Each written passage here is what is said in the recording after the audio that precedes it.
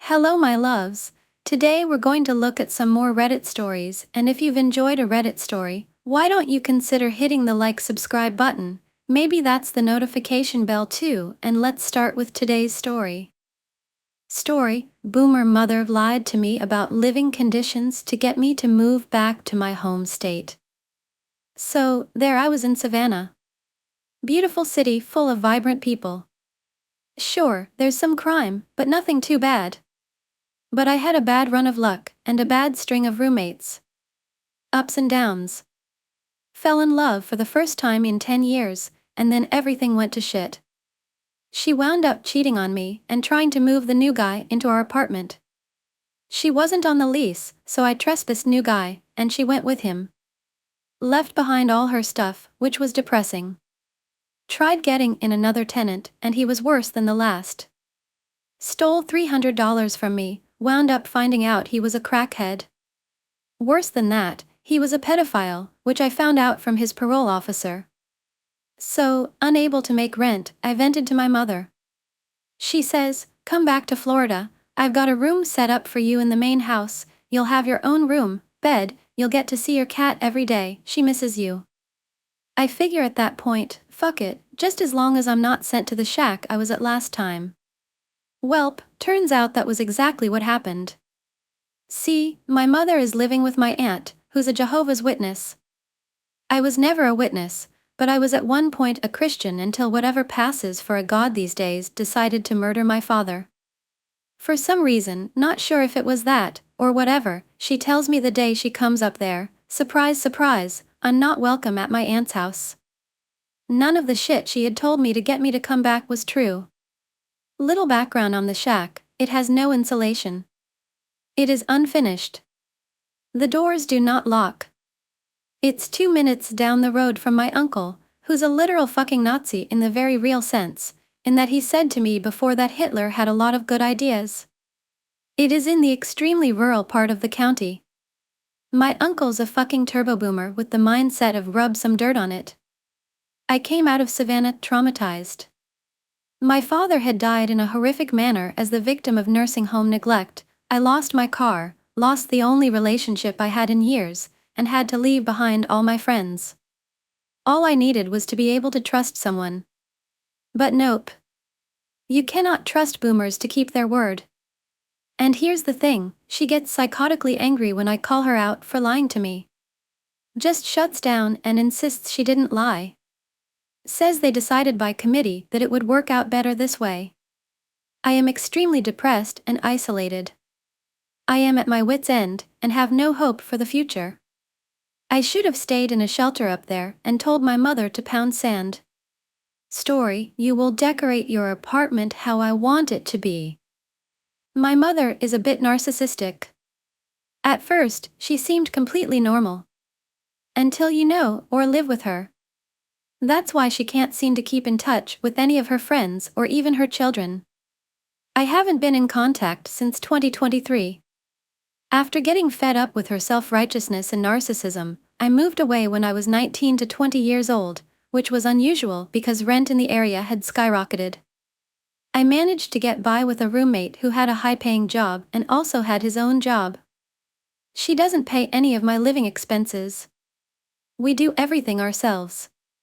Despite this, she has always tried to control every aspect of my life, and the fact that she continues to do so is why I choose to go no contact.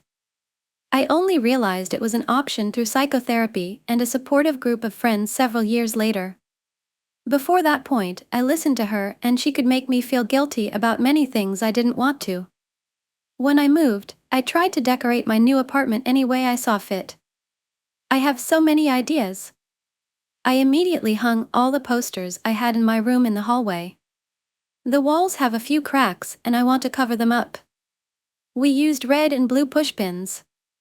We still don't have a kitchen table, but we never eat at the table anyway.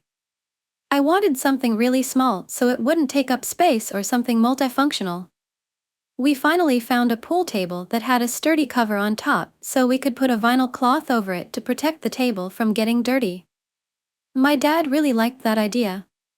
My mother, not really. She hated the way I decorated my new apartment. She thought it looked childish with fairy lights on the ceiling.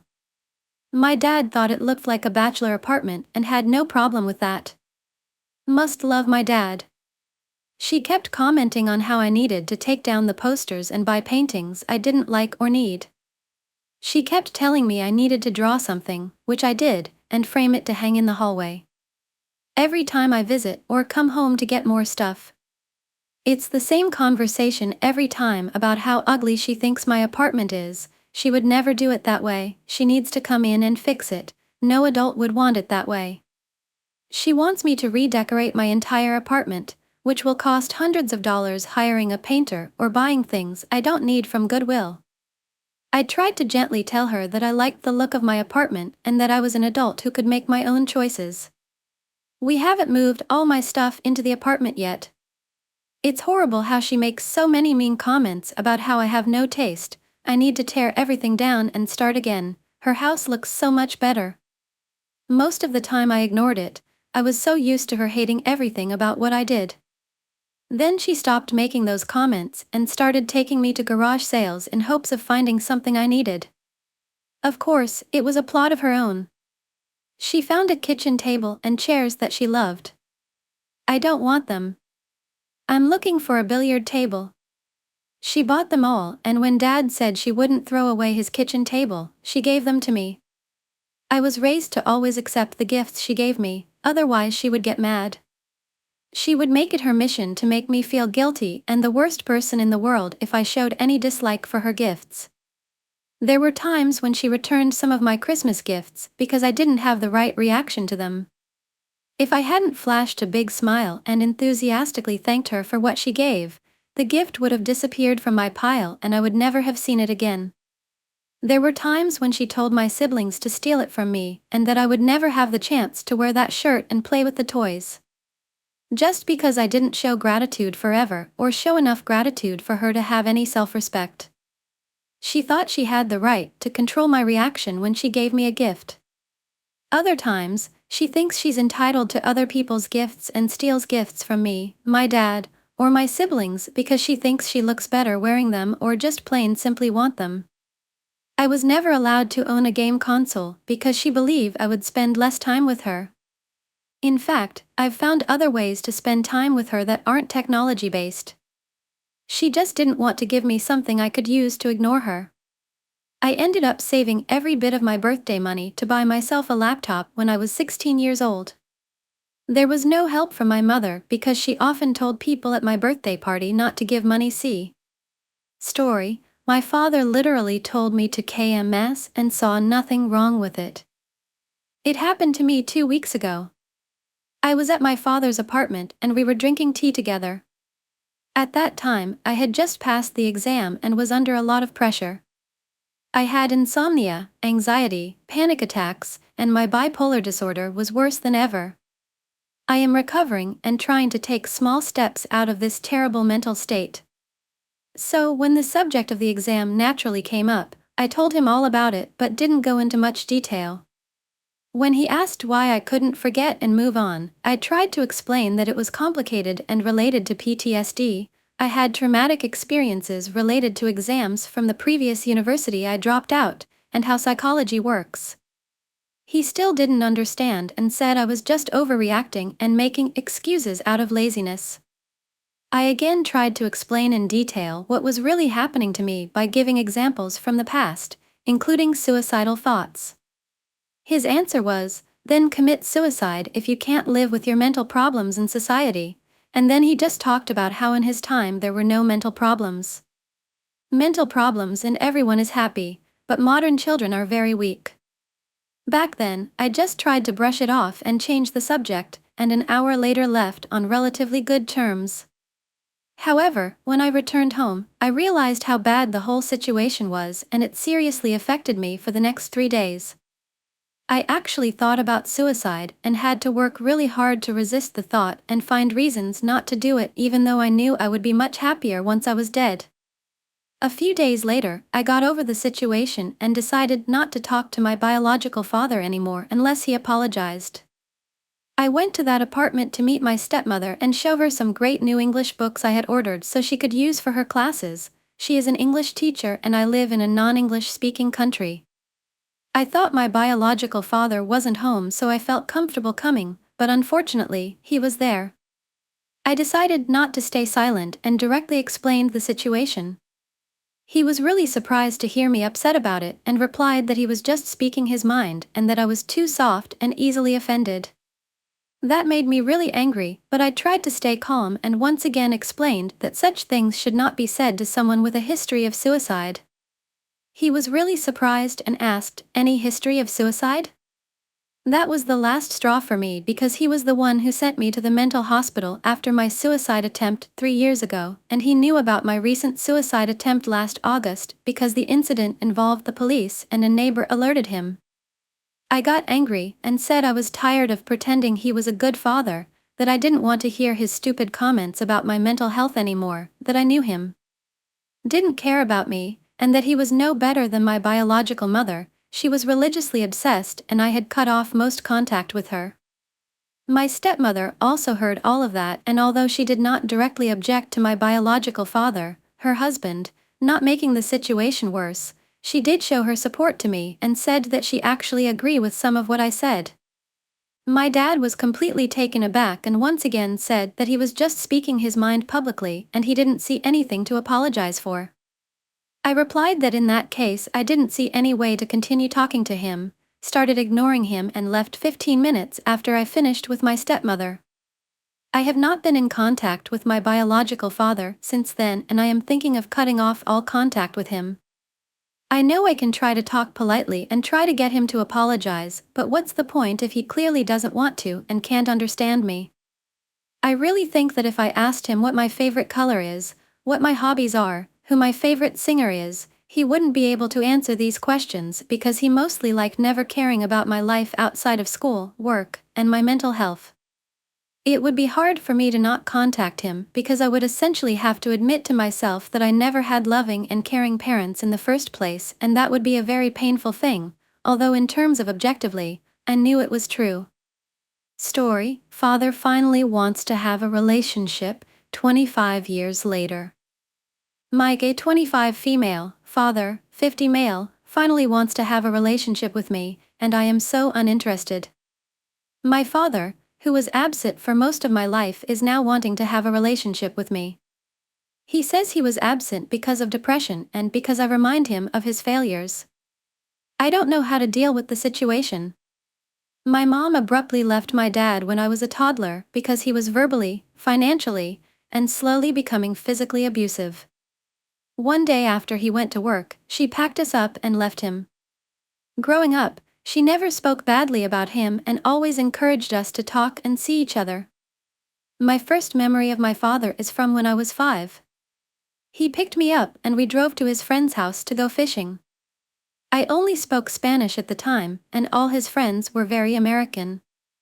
After a couple of hours, he told me to stay with them because he was going to run errands and be back in an hour. While he was gone, I was really scared and confused because I didn't know him, didn't know the people he left me with, and couldn't communicate with them. I tried asking the lady to let me call my mom, but she didn't understand me. When he finally picked me up, it was super late and all I had eaten was some corn pops with no milk. We went to his apartment and all he had was a mattress on the floor with a big window in front of it, no shades. I didn't sleep at all. I was hungry. That was the first time I ever saw a sunrise. After that, I was always scared of being alone with him. I would always bring a friend or cousin.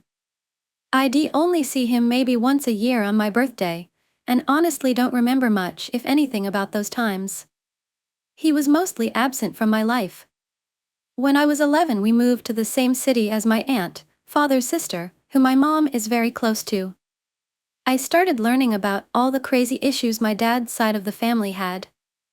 My father came and visited me and his sister, and even thought of moving there too. But first, he tried talking to my mom and I guess gauging to see if she was still interested in him. She wasn't. I didn't know this ATM, this was when things became bad. My dad started causing problems with my aunt and his mother for being in contact with my mom. He started hating my mom a lot and it affected our relationship even more. He told my grandmother that she was not allowed to be around us. One day I went to the mall with my mom, grandmother, aunt and my cousins and we had a great time. At the end, my grandma gave me $1,000 cash and a letter. The letter said she could no longer be my grandma and she couldn't be in my life. I was 12. My heart was broken because I loved her. My aunt took my mom's side and stopped talking to my dad and grandma. He was absent after that. When I was 15, I was going through a rebellious phase with my mom. I grew up a lonely, only child latchkey kid. And I was extremely confused about all the issues with my dad. I wanted to learn for myself why my dad hated my mom. At this time I didn't know my dad had been abusive. I begged him to let me visit him and meet my little brothers, although I was scared. He took me on vacation to Canada with his wife, kids, and my grandmother.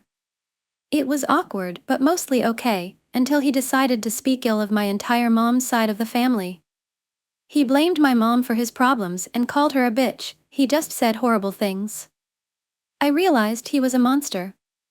When I got back I begged my mom to tell me the truth. I learned about the abuse she endured, his childhood and the abuse my aunt and grandma had endured, all the drama I didn't understand from over the years, everything. Basically, my grandfather was extremely abusive, and my dad's family was consistently getting into fights and had a love/hate relationship with one another. I was shocked to say the least. Still, I tried to be understanding and to have a relationship with my dad. But he was never interested. He'd tell me he would call and never did. He forgot my birthdays. Never congratulated me on anything. Was just totally absent. I tried visiting him again, but he left me all day at his business alone. He just didn't seem to care about me. Now, years later, he calls me out of the blue. He tells me, without apologizing, that the reason he's been absent from my life is because he has depression. That he finally has his medication in order and to please understand that he couldn't even bear to look at me my whole life. That I remind him of my mom and the day she left him. That I remind him of his failures.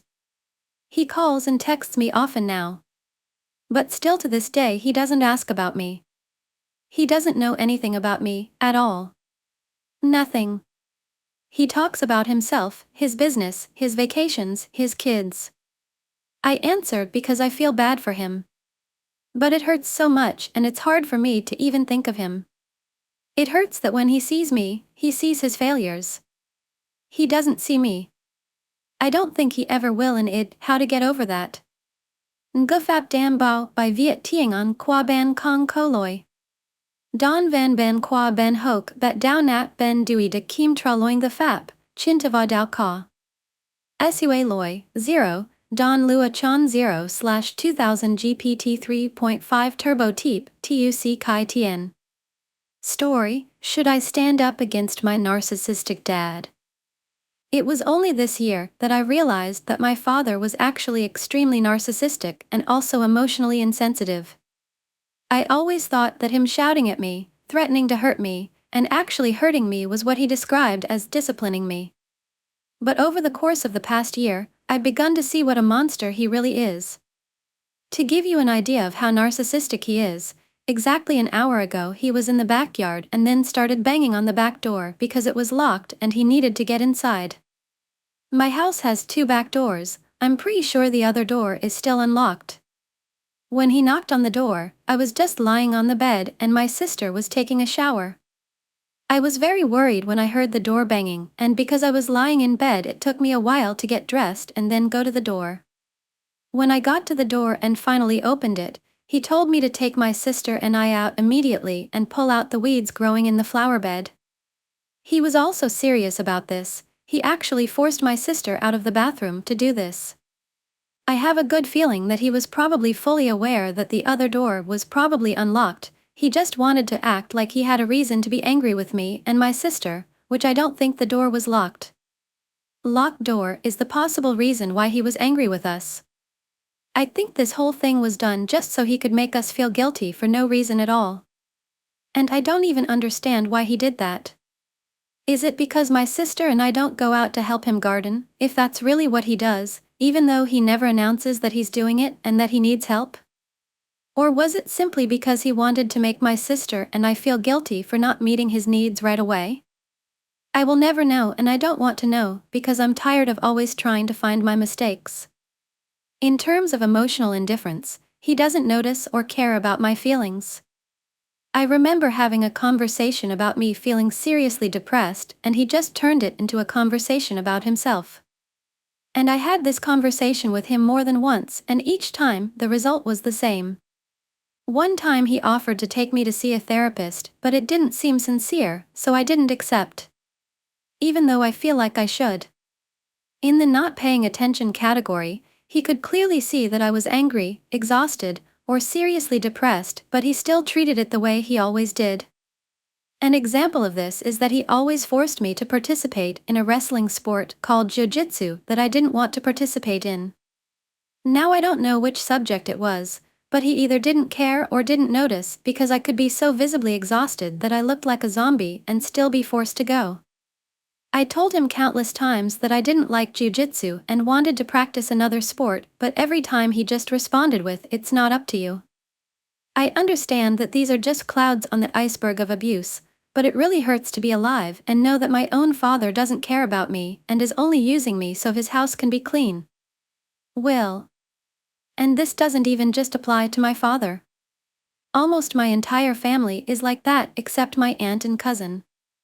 I noticed that as my sister grew up, she began to behave more and more like my father, becoming obsessed with cleanliness and perfection.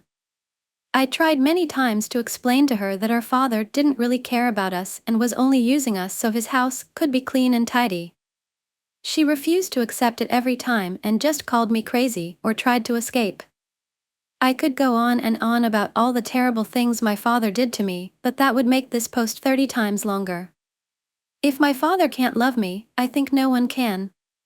I have a good feeling that I will die alone, and that thought scares me because I know it could be true. Oh yeah, did I mention I'm 14 years old? Story, do my parents even like me, bro?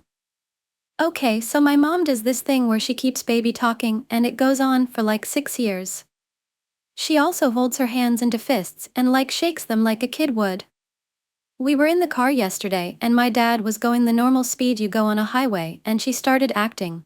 There is a 0% chance these were real emotions, like she was scared and plugged her ears and shut her eyes or stared or SMTH.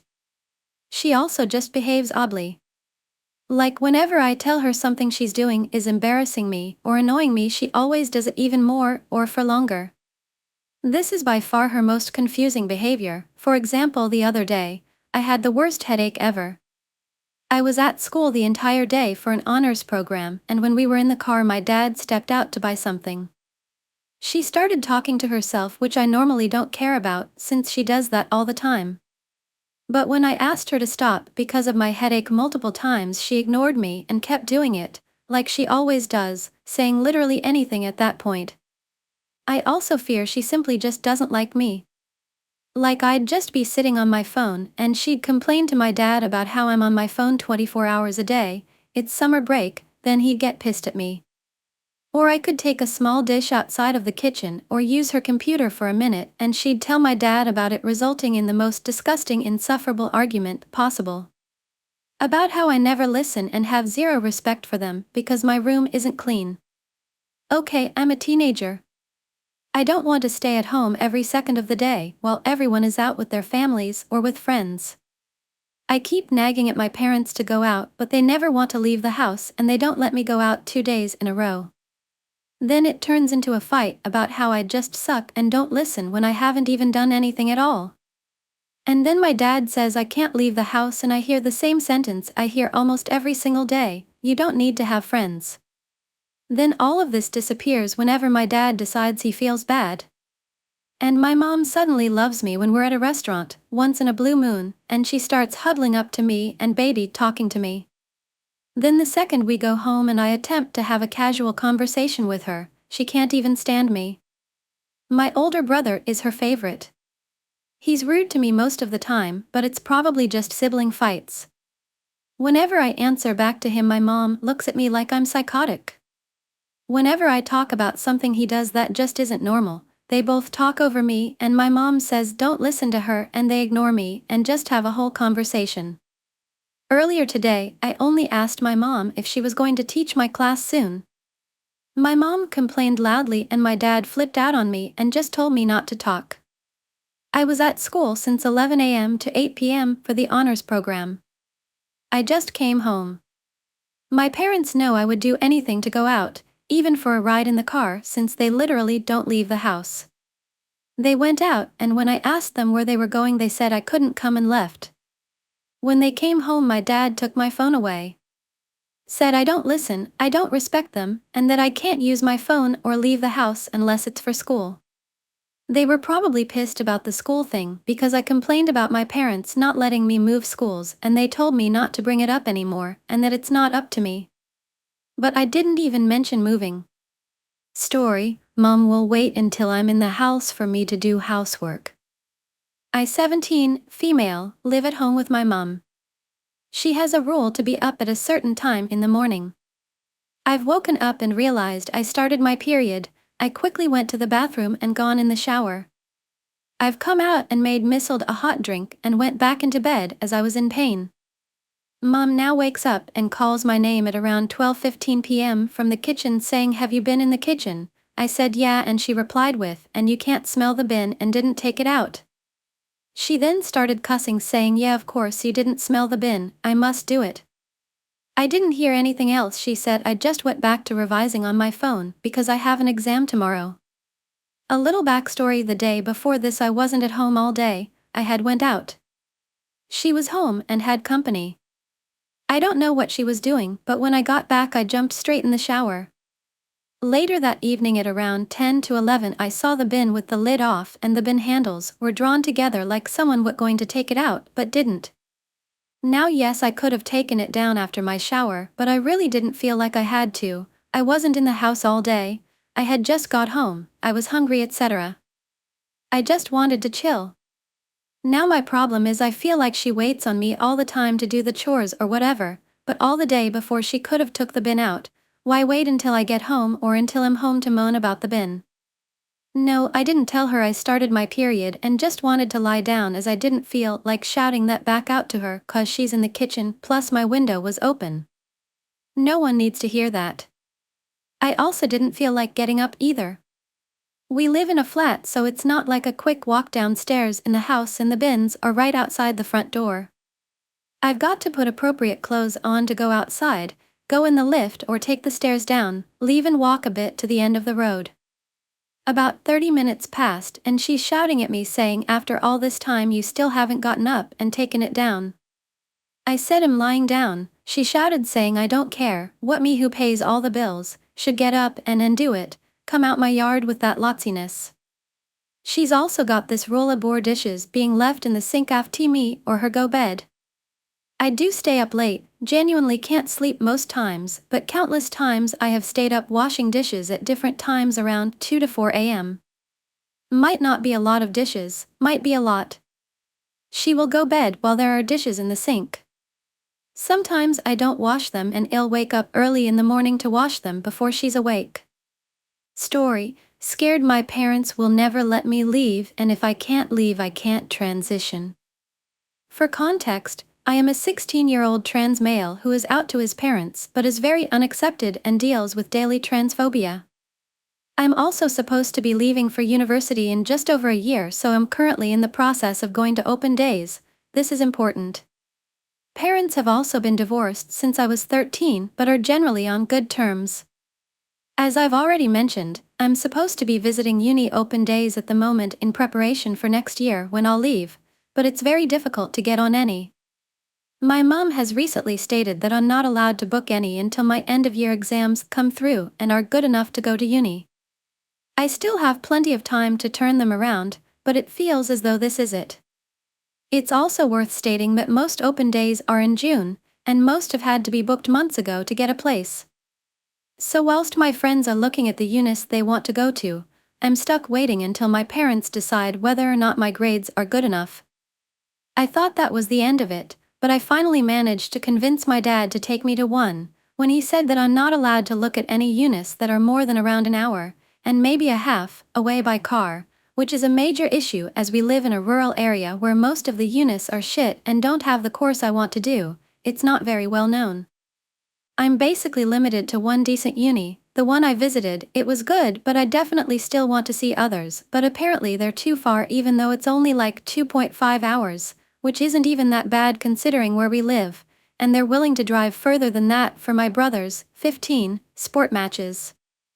I'm desperate to leave because I don't feel safe and my gender dysphoria is slowly getting worse. I think I might have an eating disorder, possible undiagnosed attention deficit hyperactivity disorder, diagnosed autism spectrum disorder, but I think that was school-guided as I can't imagine my parents caring enough to get me the diagnosis. I've started self-harming again, used to minor self-harm through ages 5 to 10-ish. Though that wasn't with the intent of harming myself, it was to help control my anger. They just gave up on me and I only stopped because I was getting bullied for it every day. They don't care about the fact that I've been bullied for the entirety of my time through school either, and my mental health is just worsening every day. I hate myself and my whole life has fallen apart ever since I came out. The moment I turn 18 I need to leave for uni because I can't start to even properly socially transition, only among friends at school, but need parental permission for name/pronoun change in school system, and I daren't try and legally or medically transition until I leave. When I came out as trans, I was basically told that I'm still a girl and that I'd have to prove that I'm trans if I ever want to be accepted. Absolute bullshit. I know this is what it's like when legally/medically transitioning sometimes though. I was forced to answer some questions which were also absolute bullshit, like what are the benefits/risks of being trans, as though it's my decision to have all this fucking gender dysphoria. My parents are also trying to push me towards a local apprenticeship, which would mean I'd still live at home. I don't see myself surviving past 18 if that's what my future holds. I can't live my life as who I really am until I leave. If I start to transition before then I'm scared I'll get thrown out with nowhere to go, and if I can't leave I'm trapped. The uni course I want to do is desperate for jobs as well, so I'd have a good escape once I was done, but I simply need a way out.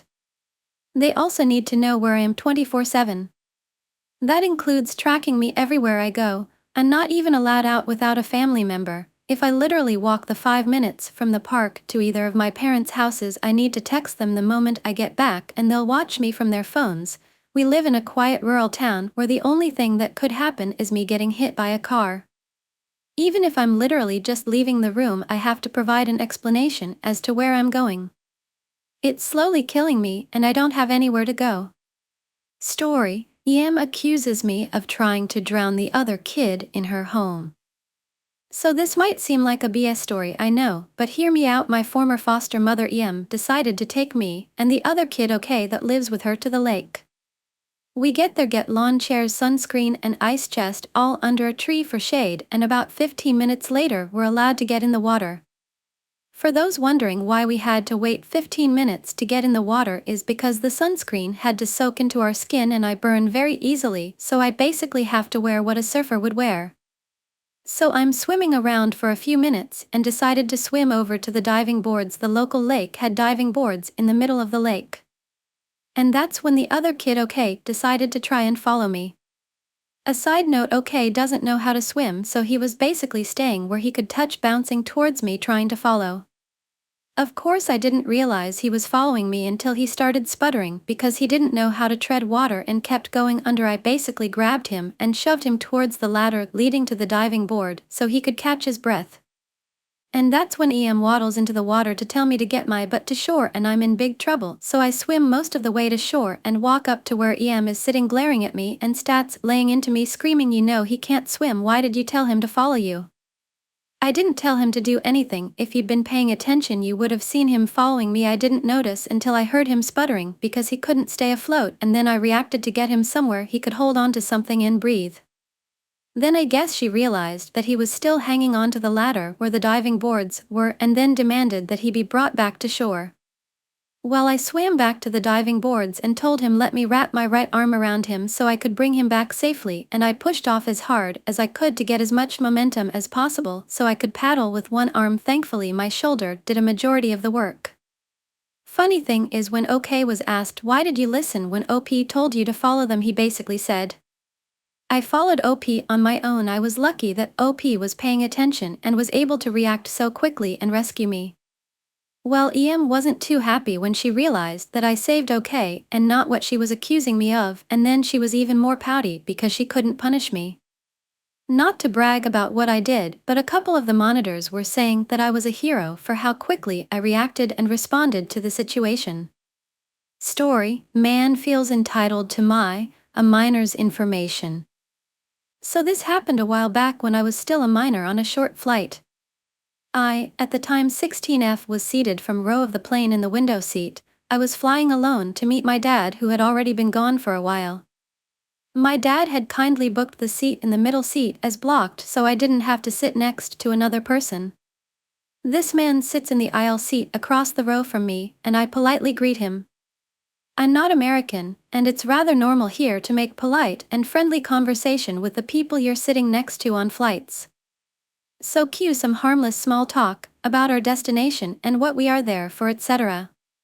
This is when things start to get slightly weird.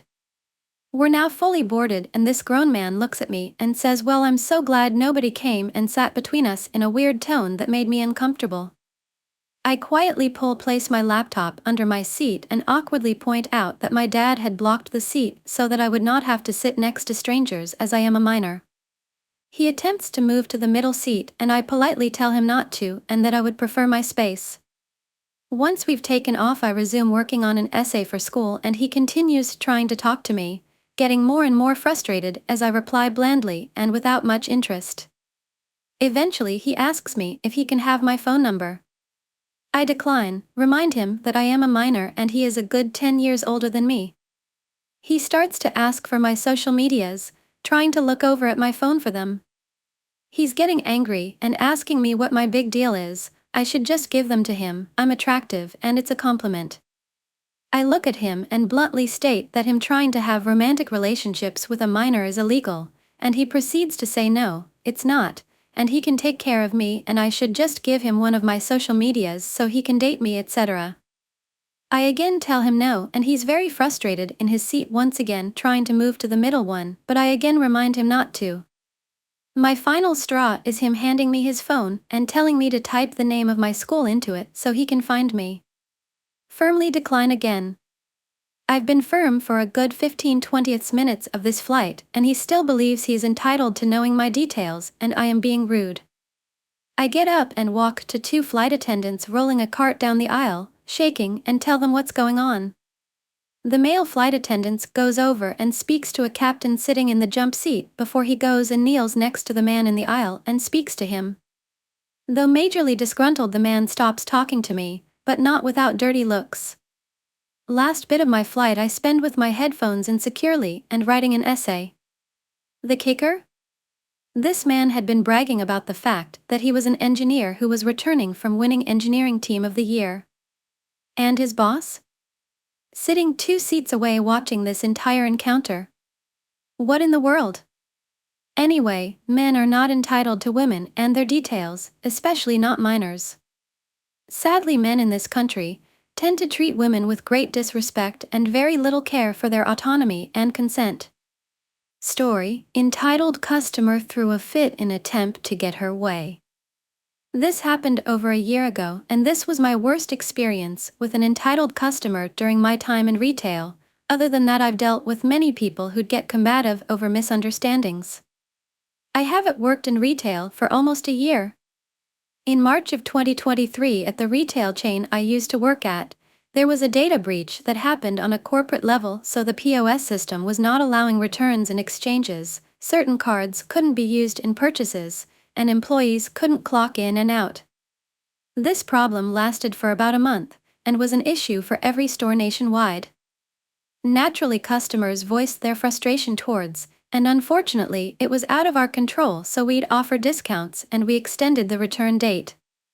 When this problem was fairly new, An older woman came in trying to return an item, so me and another manager explained to her that the return system was down and that we didn't know when the issue would be fixed. She started getting combative, saying she needs to make the return today as she came in a taxi, and she wasn't understanding that this is an issue beyond our control after stating that this is a nationwide issue. She kept saying, "Why didn't you tell me I can't return this?" And my manager was explaining how she's not intentionally denying her service, and reiterating how this was out of our control. The woman came up to me and continued making a fuss, and I was trying to calm her down, saying, "I understand your frustration," and she kept saying, "No. You don't understand." Every time I'd attempt to explain the situation and that we weren't purposely trying to screw her over.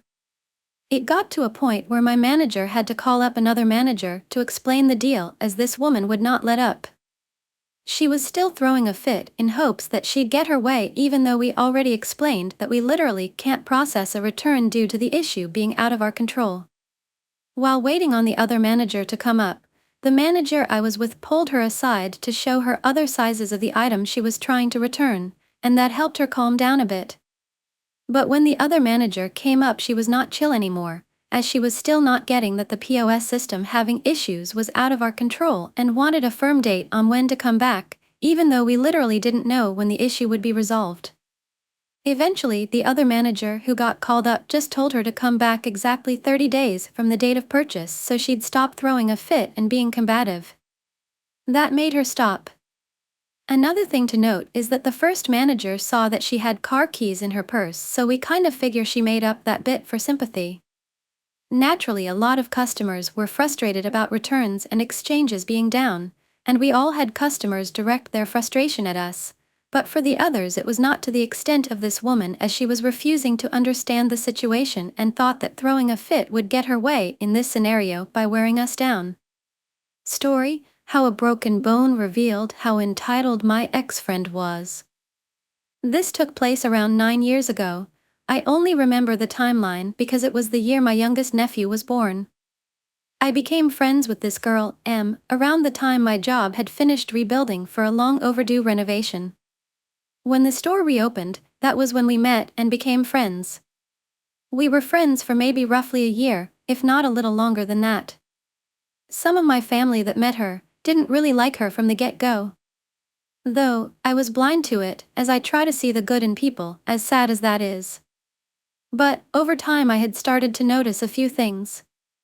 Such as when she had broken her arm, she couldn't do some things due to the kind of cast that she had, which wasn't waterproof, so it made it hard for her to do dishes. So, I had offered to help with her dishes. Though the day I was supposed to come over, I was called into work and I needed the money. So, I thought that she'd be asleep still, so I'd go over after my shift, so I went to work and didn't call. Now, I started, and still think I should have said something, and I felt bad. But what made it worse was that after that, Am bitched and moaned about it to coworkers all day. It had started to cause stress in me to build up, as well as guilt, and 2 of my cousins came in that day. We're about the same age, so we get along. They asked me how I'm doing, and they noticed how quiet I was. When they saw that, they asked if I was okay. I had just shrugged, and they knew something was wrong. Asked again, and that was when I broke down in tears. Pulled me aside and asked me what happened, and I had told them everything. They said that it was a jerk thing to even keep bringing it up to work of my friend. When she saw I was in tears, she apologized and said that she knows I couldn't stay mad at her long, or something along those lines. I don't remember it. After that, I thought that maybe things were okay again, though it seemed that it wasn't as I had thought. Another thing, she was dating my best friend from high school. Well, my best guy friend. One day, he and I ran into each other and chatted for a bit. Jay let me know that he was going to break up with her. Didn't go into detail about why and just wanted to give me a heads up. He also asked me not to say anything to her, which I agreed, as it wasn't my place anyway to say anything to her like that. So, I had kept it to myself and didn't say anything that would indicate that they were going to last or not last, if that makes sense. Well, he didn't do it right away because of circumstances, such as her grandparent passing away. As my friend didn't want to do anything that would only worsen her pain. So, in September, M video called me and she was just downright in tears. I don't recall everything that was said, or what she said before I ended up saying this. I kind of knew that Jay was going to break up with you for a while. Moment I said that, she glared at me and hung up. I felt guilt over that and gave her space for the time being. After that, I went to bed as it was late at night, and I was exhausted both mentally and physically. When morning came, I got up, got ready and was going out to hand out resumes as I wanted to get out of my job for a few reasons. One was due to lack of scheduled hours, how I was treated sometimes etc. Well, before I left my brother's home, was living with him here when I worked and back at mom's and our stepdad's home in the country when I didn't work because I lost my apartment. That is another story. I was asked if I could come into work for a shift. I declined because I wanted to do this when I could. Plus, I didn't think I could mentally handle too many people after the night before. After that, I went out to hand out resumes to places where I knew they were hiring. As I did, I saw M at a McDonald's and frowned. So, I texted her if she was still mad at me and left it at that.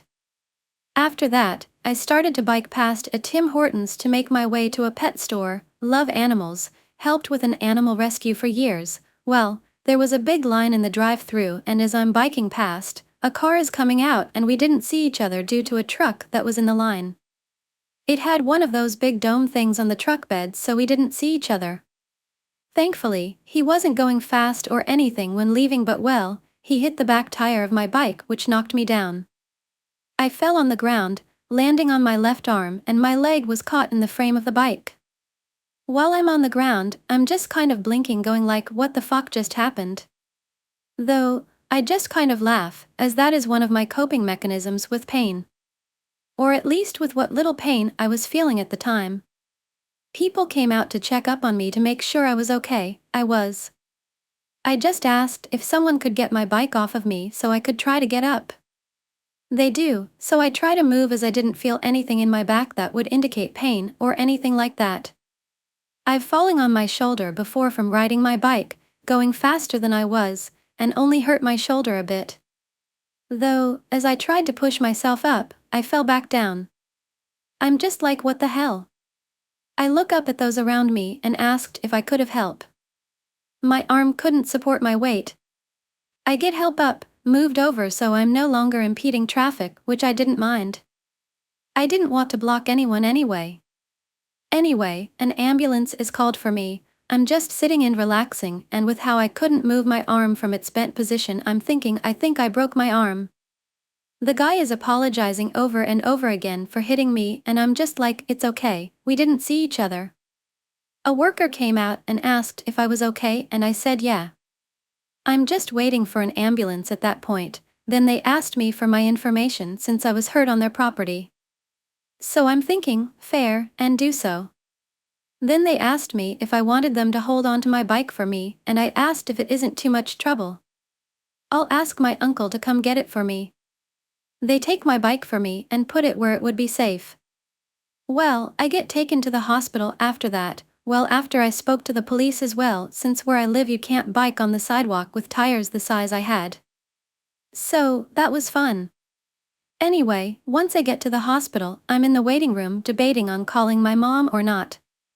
Pros, she won't kick my ass, cons, she'll kick my ass. So, I called and asked my mom if she was still visiting my brother. She was and asked why. I still remember the convo.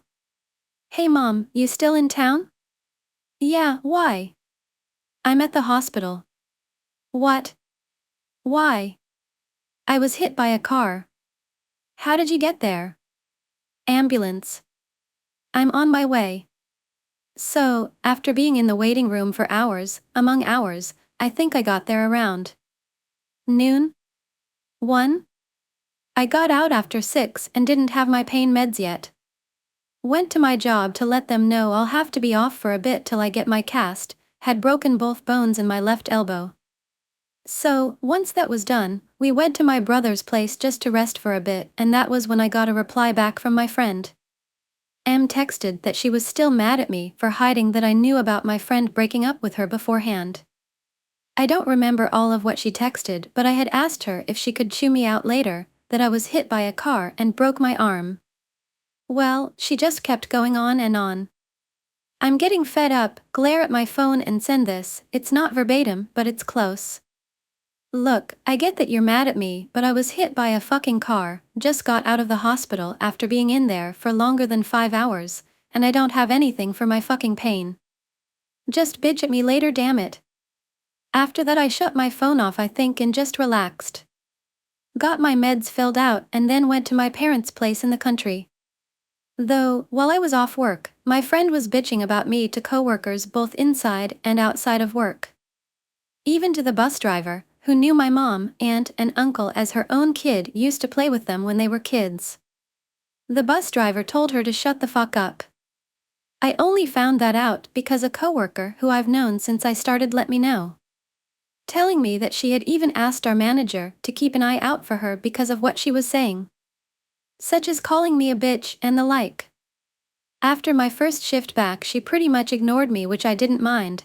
I was still in pain, and the cast I had was pretty heavy as it went from my hand, past my elbow up my bicep. When my shift was done and I was in the car with my mom and heading back home, Em called me and started to go on a spiel. I can't remember it, but just her saying that she was upset and that I should have said something. I had her on speakerphone, so Mom heard everything and got fed up. Mom told her off, saying that it wasn't my business to tell her in the first place. Plus, it was most likely that she wouldn't have believed me anyway. Also that she knows that she was talking shit about me behind my back to coworkers and anyone that she could who wasn't even involved in our problems. Then said that if she did anything to my cat, that there would be hell to pay. She was looking after my cat for me because my stepdad was allergic to cats, and he was kind of in the mindset that animals didn't belong inside the house. He was a farmer, so that was how he was raised. After I got home, Em texted me saying how could I think that she would hurt my cat, among other things. Then, she said if I didn't get my cat that weekend, she was putting her in the shelter. Of course, I'm freaking out and panicking to the point of going into a panic attack. I found my cat. I've had her since 2014 and she is pretty much my child, and still is. So, I'm calling my friend, Jay, begging him to get my cat for me because of what I told. He said that he'd get her for me and not to worry. I thank him for it and trying to calm down. Though, she had also called the cops on my mom because, I won't lie, Mom did kind of threaten her. It was only because when I called her, with Mom's phone as I was paying for minutes and was low, I don't remember again what was said, I was in hysterics I think by that point. Mom threatened her that if anything happened to my cat, she would find a way into the apartment building, that she knows people there, and would rip her face off and glue it to the cheek of her ass. Yeah, cops got called. But, when Mom explained everything, he didn't give a warning, understood, and said that if any other call was made to us then to let him know. Even asked later if I got my cat to a safe location, which I did. Though Em told Jay that I owed her $10 because of my cat's water dish as per agreement. Which, I said I'd pay only if her power bill went up, as the cat's water dish was electric. When I found that out, I went to him and gave him $20 for the 10 he lost, but also for picking up my cat. He also loved my cat while looking after her, called her his little copiale as she would lay on his bed when he gamed. After that, Mom and I were getting texts from unknown numbers, which I knew was her, as she had used an app on her phone before to text me with unknown numbers and the like. Sadly, I couldn't prove it was Em since again, the app hid her number by giving a different one. I was getting sickened with those texts, so, when I got a new phone, I changed my number in the process. Mom had also changed her number as well. But wait. There's more. Long after that, I got my cast off, finished physio, and was just having a normal shift at work. I was front running, pretty much getting orders on trays or in bags. Well, who walks in? Yup, my Em along with her new friend. They're also not friends anymore. They had a fight that resulted in her wanting to ditch the friend in the country, on the side of the road. At night, Em got punched in the face afterwards for getting in her new friend's face constantly while yelling at her. This happened maybe a couple years later? I don't remember when. Well, she sees me and I don't really say anything to her. I just tray her and her friends food and say the name and go back to my tasks. When she sits down, she's crying and on the phone with Jay, who only really talked to her when he wanted rides to get smokes. He wouldn't touch her with a 10-foot pole, haha. Anyway, she's crying that I was giving her a dirty and angry look. She was glaring at me and I don't know why. His answer? Well, you were talking shit about her behind her back and threatened to put her cat in a shelter months after she was backstabbed by her friend from high school as she lost her apartment. She could only say, oh. Right. Yeah, and another thing? The friend, see that while I had been backstabbed, he did apologize, got his life back together and we're kind of talking again while he told me something interesting. Turns out, M had been thinking of putting my cat in a shelter for a little while before our fight. When he heard that, he just said I may not be talking to OP or like her right now, but I won't stand by or be near someone who would do that to someone that is supposed to be their friend. Also, my friend Jay had told me that M had been jealous of our relationship. Despite the fact that Jay and I were like siblings, known each other since high school and we had no romantic feelings toward the other. But she was trying to ruin our relationship through means that I don't know or remember at this point. Years after that, she messaged Jay and asked him if he'd ask me if I would ever meet with her so she could apologize to me. He felt bad for even asking me that, thinking he betrayed me in some way. I said just told him, dude, it would have only been betraying me if you gave her my new number. Which he thought it over and agreed with me on that. Never met with them, I'm just thinking nope, you threatened my cat, talked shit about me at work, told your friend that I was the reason why you lost your job. Fuck that, you can feel guilt for it for all I care. Yeah, she quit working because I told the GM what was happening. She took away M shifts, but what I said was just the final straw. Because she was always calling in, always complaining about being sore while working, always wanting to go home ECT. Even when she had a broken arm, I could get she didn't want to work, but still. I worked with my arm in a cast, for my left arm when I'm left-handed, and I still worked. I didn't complain to go home, didn't whine about pain or nothing. Just came up with ways/methods to get through the shift till I could get home. So yeah, the GM took away her shifts, which made her quit. I wasn't the main reason, but just the straw that broke the camel's back. Story, I'm an adult. I don't have to put up with this shit. My 26-year-old parents were teen parents and broke up when I was a few months old. They had a nasty custody battle and my childhood was high conflict because of their behavior. My mom died when I was 23. As I said before, things were very high conflict in my childhood and my stepmom at many times was the heart of that conflict. My stepmom was a huge source of conflict because of how evil she was growing up. I lived with my dad primarily growing up, so she was always around. My dad and I had a falling out but made up when I was 23, a few months after my mom died in a car accident. I forgave him for a lot of neglectful behavior and how he let his wife treat me growing up. This made my paternal grandma very happy. Fast forward to this last year, during Christmas time. I actually hung out with my stepmom and went shopping for presents for everyone. We had a great time. We went to lunch and things turned sour. She asked me, do you know why your dad and I never built a house? Did he ever tell you? I said no. She then goes, well, we were forced to sell the piece of land and just buy a house instead. We weren't going to be able to afford it because of all your court fees. She's referring to the custody case that started when I was 5 years old. This statement really took me aback. I didn't say much. Later that evening I called my paternal grandma and asked her, why didn't my dad build a house? My grandma told me it was because my stepmom wanted too extravagant of a house, and they wouldn't be able to afford it. I told her what my stepmom had said about the court fees. My grandma was furious because she said that she had given my dad a large portion of the money for the legal fees. I decided to just let the situation go and not mention it to my dad, because I knew my grandma was at the end stages of liver failure and didn't have much time left with us. She was really happy my dad and I were getting along. My grandma passed away this April. Well, now it is July, and my dad's cousin has now told me all of the BS my stepmom says about me and how she brags about how she treated me growing up. She had a separate fridge just for me because she didn't want me contaminating her son's food. That was one of the things she bragged about among tons of other things. According to this cousin, my dad wasn't there when these things were said, but he was made aware and didn't do much. Well, I have just fucking had it. I've forgiven him for all the shit he's done. I've sat on the whole we didn't build a house because of your court fees BS, and now this? I am 26 years old with my own kids and I don't need to put up with this shit anymore.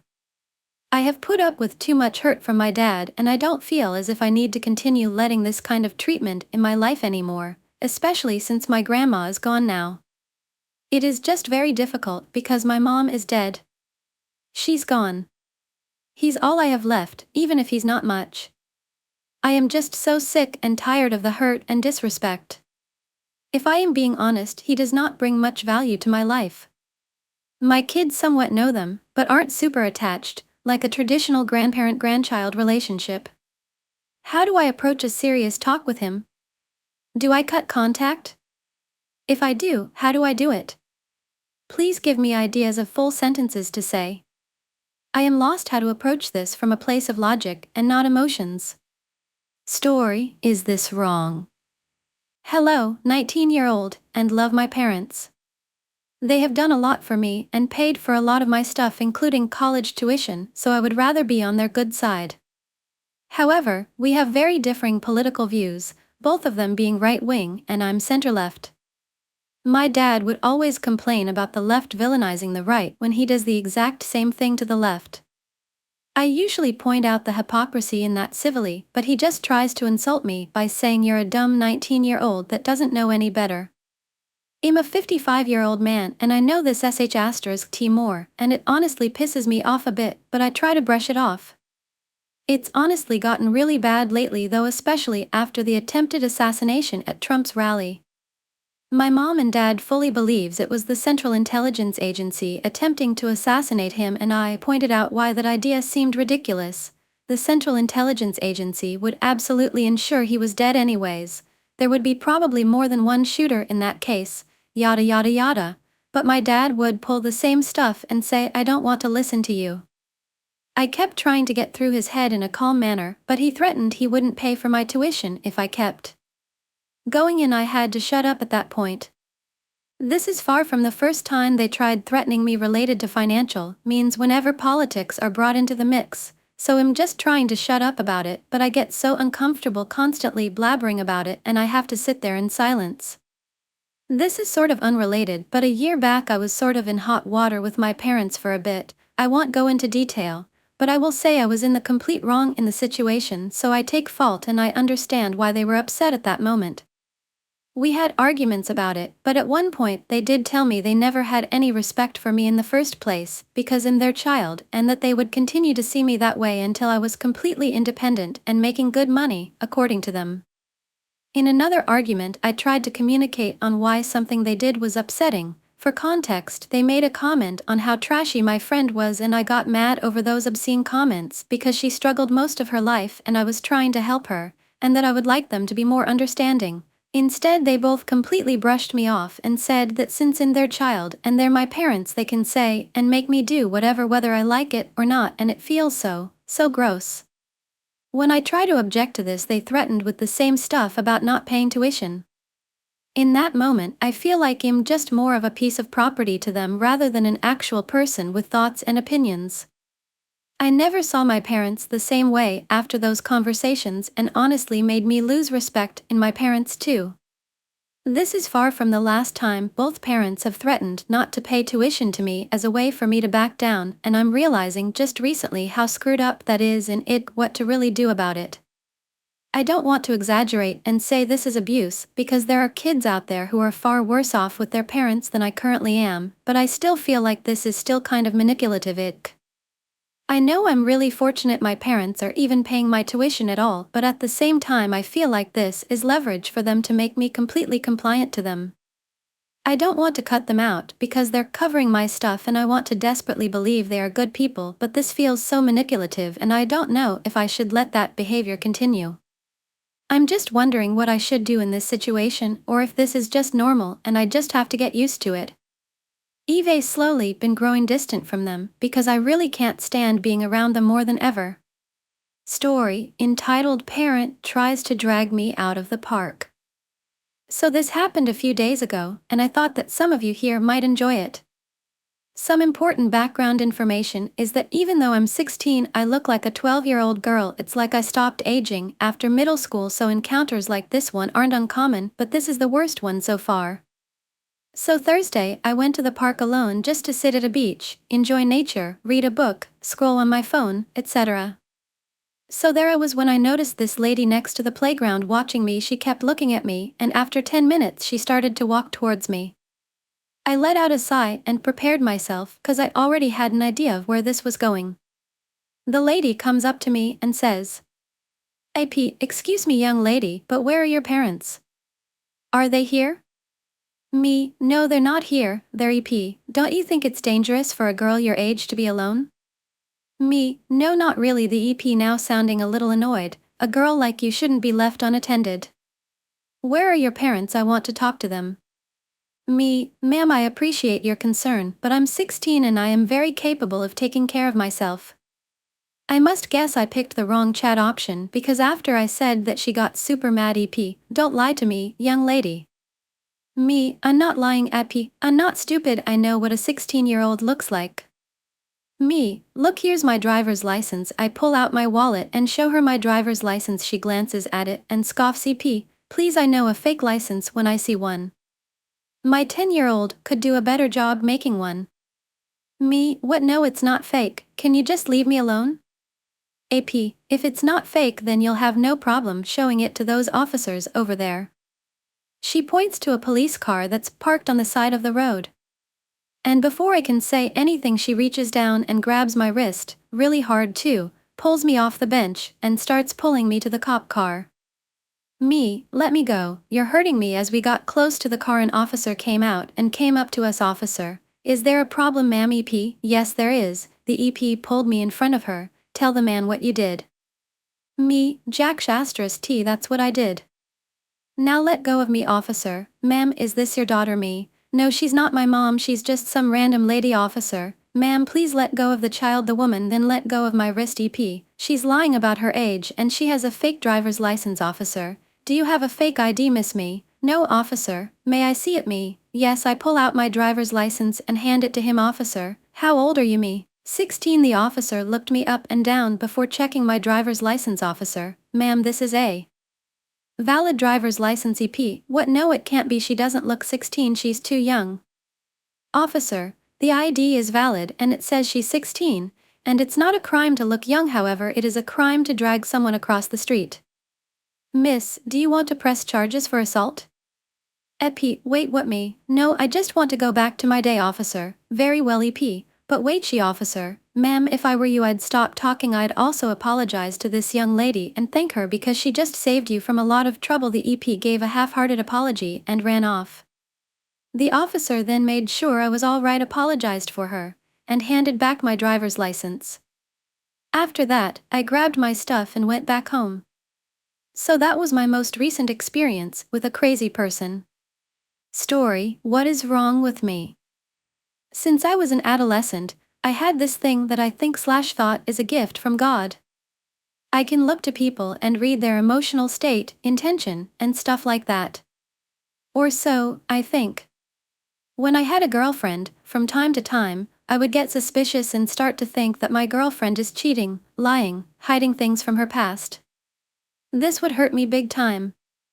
I would obviously find one or two things that can be understood as evidence and proof of my claims or suspicions. Most interestingly, I can't really tell why the past of my girlfriends and wife are so important to me when I also believe that God can heal your spirit and that your past does not condone you if you ask for forgiveness full-heartedly. I hurt so many people to the point of either breaking them, or maybe I just didn't know them as I thought. Anyway, I destroyed several relationships because of this. When I grew older, I met a very special person, but the suspicions remained. I would accuse her of being unfaithful constantly. I'd be certain that she was lying to me. Sometimes, she was lying. Sometimes, she wasn't. I also hurt her a lot because of this. Maybe the fact that I was right sometimes is just because we're humans, so we make mistakes. If you think somebody did something bad, but you don't know exactly what, you're probably right. People do bad stuff all the time. Since I was a kid, I would see people snorting a white powder, and I would question myself what that was. It took me some time to realize that it wasn't salt. When I was a kid, I tried to snort salt, and it was not very pleasant. Sometime after I was married, I decided to experiment cocaine. I went to my cousin, who was a recovered crackhead. He told me he had stopped snorting cocaine. I really didn't think about how bad of an idea it was to both fulfill my curiosity about the drug while asking for an ex-drug addict to use drugs with me. I do not feel so bad today because I found it that he did not stop snorting at all. To this day, he is still doing drugs. Either way, I tried it, thought I didn't feel a thing, but I actually felt. I started mixing cocaine and alcohol, increasing the frequency of use. Stopped drinking and kept the cocaine for good. Time goes by, and I had a period of my life where I abused so much of cocaine that whenever I would hit a line, I would get instant psychosis.